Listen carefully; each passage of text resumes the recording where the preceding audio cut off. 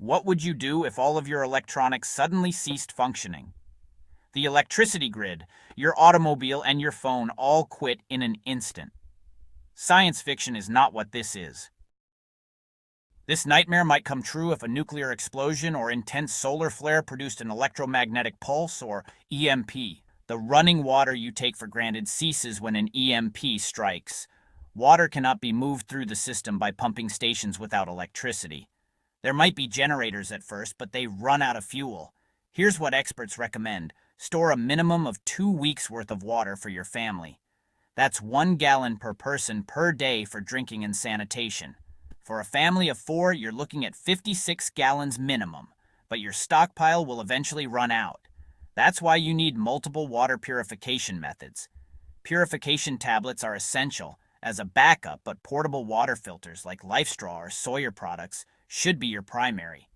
And if possible, learn how to build a simple sand and charcoal filtration system to pre-filter water. Living in an urban area makes this even more crucial. If you don't have access to natural water sources, you need to stockpile more. Consider rainwater catchment systems, but remember, you can't control when it rains. Number 2.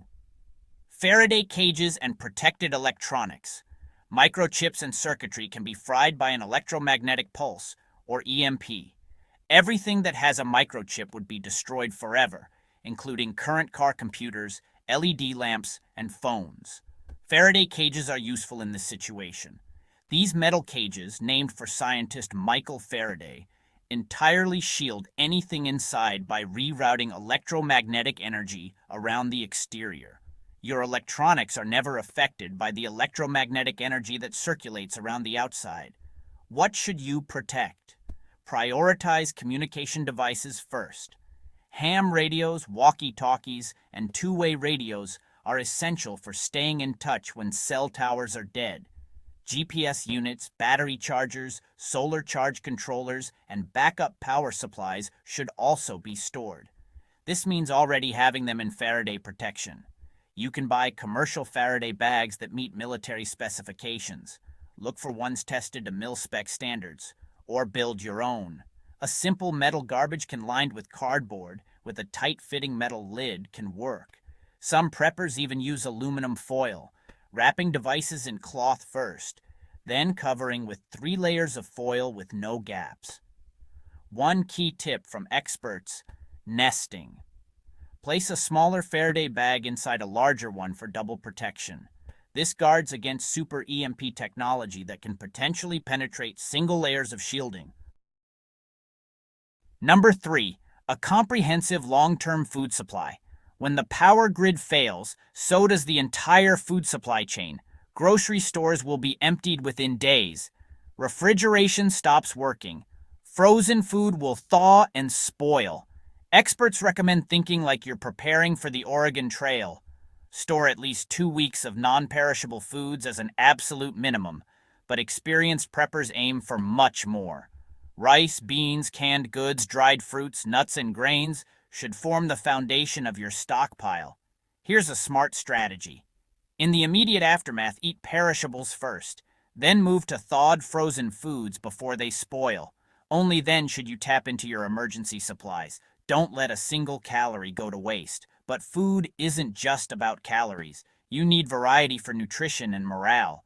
Include comfort foods that can lift spirits during dark times. Long term, you'll need the ability to produce food. Non-hybrid heirloom seeds and basic gardening tools like spades, hoes, and rakes are investments in your future survival. A garden doesn't just provide nourishment, it gives people purpose and helps maintain mental health during crisis. Survival and emergency rations with long shelf lives, some lasting up to 25 years, provide complete nutrition in compact form and can be lifesavers when you're rationing supplies. Number 4. Extensive medical supplies and prescription medications. In a post-EMP world, medical infrastructure could be offline for months or even years. You have to assume you're on your own. This means preparing to treat injuries, manage chronic conditions, and handle emergencies without professional help. Start with a comprehensive first aid kit, but understand this needs to go far beyond basic bandages. Stock wound closure supplies. You may need to stitch yourself up. Include tourniquets, blood clotting agents, and trauma supplies. Pain management medications, antibiotics if you can obtain them, and treatments for common ailments should all be stockpiled. For prescription medications, experts suggest a simple strategy. Double your purchases. Buy 2 boxes instead of 1. If you have the option to refill prescriptions early, do it. Gradually build up a reserve supply. If you're preparing for a nuclear war situation, potassium iodide tablets are essential. These protect your thyroid from radioactive iodine in fallout released in a nuclear event. Don't forget dental supplies, sanitation items, and personal hygiene products. Maintaining cleanliness becomes exponentially harder without running water, but it's critical for preventing disease. The hard truth: without medical supplies, even minor injuries can become life-threatening. This category can literally mean the difference between life and death. Number 5. Alternative power sources. With the electrical grid down indefinitely, you need ways to generate power independently.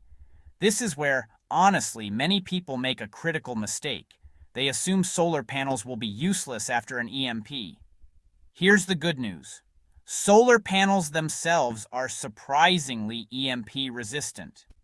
They may suffer some damage and lose 5 to 10% of their output, but most should continue functioning.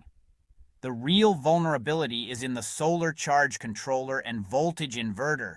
These contain sensitive electronics that will be destroyed. The solution? Store backup charge controllers and inverters in Faraday cages. You might not be able to protect the panels themselves, but protecting these components means you can potentially restore power. Hand crank generators are another valuable option. They require no fuel and can't be destroyed by EMPs. Battery banks for storing power should also be considered, along with power inverters kept safely stored in Faraday protection until needed.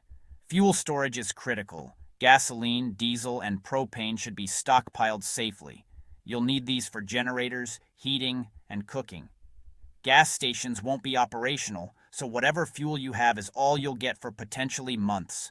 Having even limited power capability, just 20 to 30% of normal needs, can make an enormous difference. It could mean the difference between a community that survives and one that doesn't. Number 6. Communication and information systems. When cell towers go dark and the internet vanishes, how will you gather information, coordinate with family, or connect with others?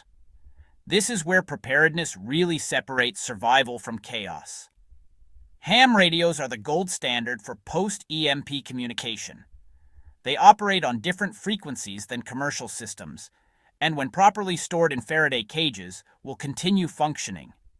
You'll need to get licensed and learn how to operate them now. Waiting until after disaster strikes is too late. Walkie-talkies with extended range should be stored as backups. Battery-powered or hand-crank AM/FM radios will allow you to receive emergency broadcasts if any stations manage to get back online. But communication isn't just about technology. You need a pre-arranged plan with your family. Establish a meeting location if you're separated. Create a network of trusted neighbors and friends who share your preparedness mindset.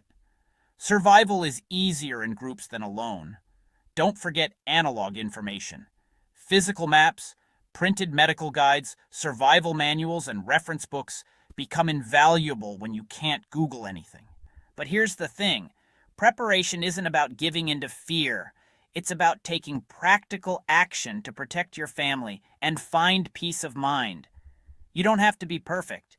Even modest preparation, covering these 6 categories, dramatically increases your odds of survival. Start today. Pick one category and take action.